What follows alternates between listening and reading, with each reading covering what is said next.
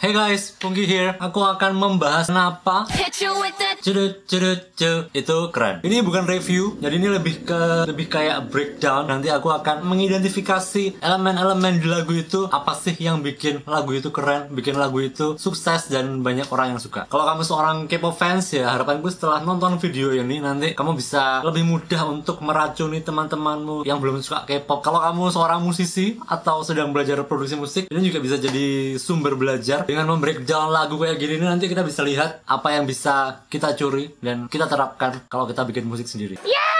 So yeah, let's just jump into it. Curu-curu ini diawali dengan melodi riff utamanya.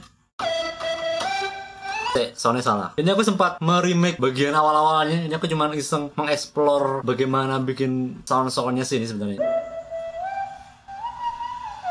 Jadi begitu masuk, kita langsung diperkenalkan dengan melodi catchy riff utamanya. Jadi itu kayak dijamin langsung masuk telinga karena itu yang pertama kita dengar. Itu soundnya pakai synthesizer, pakai sine wave. Jadi pakai instrumen yang elektronik banget, tapi di situ bisa kamu dengarkan. Di situ ada perubahan pitch-nya sedikit-sedikit, ada perubahan volumenya. Jadi cara memainkannya dibuat kayak dimainkan orang beneran, dikasih feel beneran. Jadi nggak cuma datar-datar aja, nggak cuma yang pa pa pa pa pa pa pa pa, tapi dimainkan dengan la pa pa.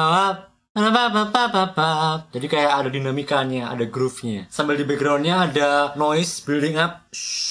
Terus ada sound. Aku nggak tahu itu sound apa yang dipakai, tapi aku di sini bikinnya pakai sampel suara hey yang dipotong. Jadi kayak gini. Itu untuk ngasih sense of rhythm, untuk ngasih ketukannya. Di awal itu ada kontras. Jadi salah satu jurus andalan dalam produksi musik, aransemen musik, untuk bikin lagunya supaya menarik itu kita sering pakai kontras. Kontras ini bisa berupa perbedaan antara sepi dan rame, bisa berupa nada rendah, frekuensi rendah dan frekuensi tinggi, mayor versus minor, atau pelan dan keras. Kalau di lagu ini tadi, dia kontras antara sepi dan rame. Jadi yang tadinya melodinya cuman sepi, alat musik itu doang, terus tiba-tiba building up, terus tiba-tiba jebrek masuk ke lagunya, langsung ada drum, ada hi-hat, ada cymbal ceng, ada suara seperti angklung, alat musik tradisional something, I don't know, mungkin di Eropa sih. Di Korea ada alat musik tradisional yang suaranya mirip-mirip angklung. Pokoknya tadi yang sepi, terus tiba-tiba jadi rame. Intronya ini di tengah juga nanti berfungsi sebagai kayak drop. Kalau di lagu-lagu yang bernuansa EDM, drop itu kan sesuatu yang kayak paling exciting gitu kan. Dan ini salah satu bagian paling excitingnya ditaruh di depan, which is great. Begitu masuk langsung disambut dengan bagian yang exciting. Itu juga berisi riff melodi utama yang paling catchy-nya. Jadi emang salah satu tips untuk bikin musik zaman sekarang, kalau di lagu itu ada bagian yang exciting, itu usahakan kita secepat mungkin sampai di bagian yang exciting itu. Kalau bagian yang exciting itu bisa ditaruh depan, alhamdulillah. Struktur kayak gini juga bikin kalau kita nanti sudah akan sampai di bagian ini yang berfungsi sebagai drop di tengah nanti, itu nanti pendengar itu sudah punya gambaran, oh dropnya akan seperti ini. Jadi dia sudah mengantisipasi. Jadi udah, oh it's gonna be exciting. Ini building up ke drop yang seperti intronya tadi. Di situ ada hi-hat yang bernuansa trap, ada yang kayak gini.